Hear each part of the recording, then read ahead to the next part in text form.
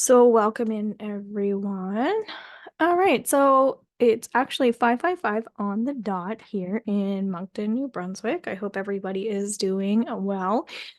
So we're tuning into our Valentine's Day week, and it's kind of nice to get things up a little bit early so we can get some insight and pre-plan for all of my planners out there. If you're new to me, my name is Robin. I own Horseman Readings. If you'd like to book anything in with me, you can go to horsemanreadings.com as well. You can always see my link tree in my bio wherever you are finding me, and of course, you will find this underneath YouTube. As well, you'll catch me streaming underneath my Facebook through Robin Horseman. All right, so let's see what we need to know for this week. Happy Valentine's Day to everyone. Happy birthday, Melanie and Dawn as well. Those are my sisters. They are on the 15th. So, all right, let's see. So first thing that's coming through, we're going to pull up a couple cards here. So we have the Ace of Pentacles. I'm not surprised money is coming through because money's really been a big thing for people starting off in 2024. It feels like we're working on connecting more to details and things like that. So if you're finding that you're more cautious or more aware of where you're putting your money, that's because I think you're wanting to bring in more gifts into your life. This might look like um, more parties or more celebrations, things like that. So it's almost like someone having a piggy bank and they're actually getting money in their piggy bank and it's getting fuller and fuller, and you're reaping the rewards of your hard work. So this is the third podcast I've done for weekly energy, so make sure you check out the last two as well. I'm really enjoying doing them as well. We have our weekly energy in our membership group through horsemanreadings.com as well, so we tune into our group there, and you can also get your personal weekly energy reading. So this is the second time I've heard the piggy bank analogy. So we might be tuning into some children as well, or maybe you're teaching your children how to save money, but this feels really important. All right, we also have the Six of Swords when we pull up the card of healing and transition. For some people, there's a lot of forgiveness.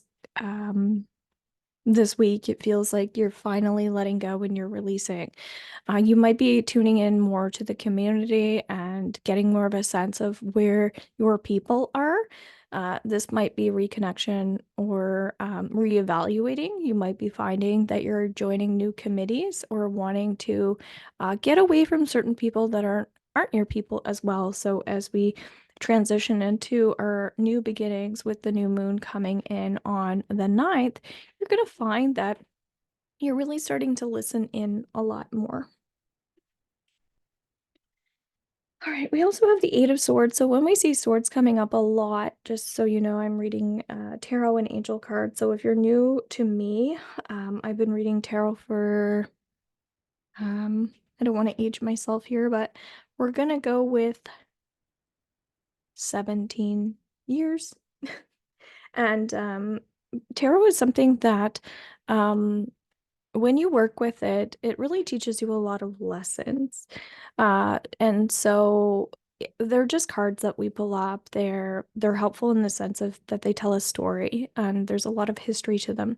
And so when we work with the elements of air, water, fire, and earth, it's important to recognize balance. Just like when we work with feng shui in the home, we don't want too much fire in a home. We want to balance it with earth, complement it with water, etc. And so just like our lives, we need to do that as well. So for some reason that's coming up in maybe understanding balance, understanding elements and things like that. So if you are redecorating a home, it's a great time to focus more on harmony with those things in your life. So if you're finding that you are lacking fire, maybe light a candle. You can also join our candle ceremony that is on February 8th at 8:30 p.m. underneath TikTok.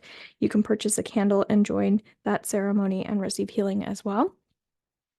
Um, the other thing too that's coming through is focusing more on your dreams and your passions. It feels like where we're working on Valentine's Day and love partnerships, you might notice that you're you need to prioritize your love life more, but you might think in the back of your head it's not that important.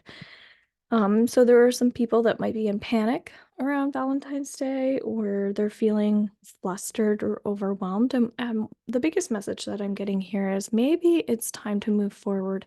It doesn't have to be um, going on big dates, but it could be that you need a transition in your relationship. So it might be along the lines of someone being in a relationship who is talking about controversial topics all the time, and the other person feels overwhelmed and overstimulated by their topics.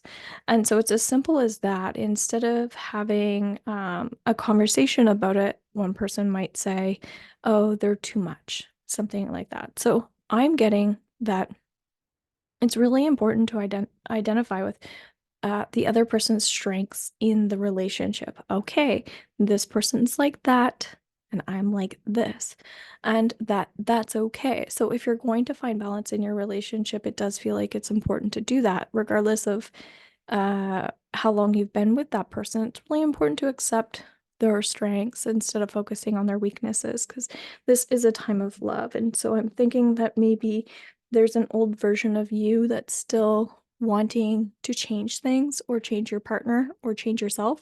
And it's okay to not be okay. It's okay to want to move forward just the way you are. All right. So definitely somebody needed to hear that one.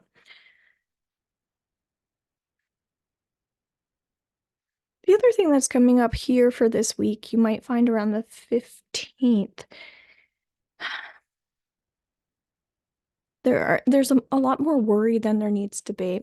And so I'm concerned about this for some people. We are in Aquarius season, and so this is the time of deep thinking. And so maybe instead of worrying, you can get outside and cleanse yourself. Maybe you can, as we were talking about the elements with water and fire and earth, maybe you could go to a spa or take a deep bath, a deep cleansing bath, maybe working more with salts, getting near the ocean, things like that. That might be helpful for you.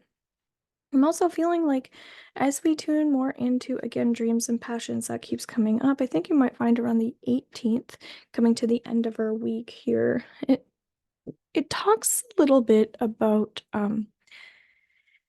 opening up your heart. So something tells me this is all about Valentine's Day.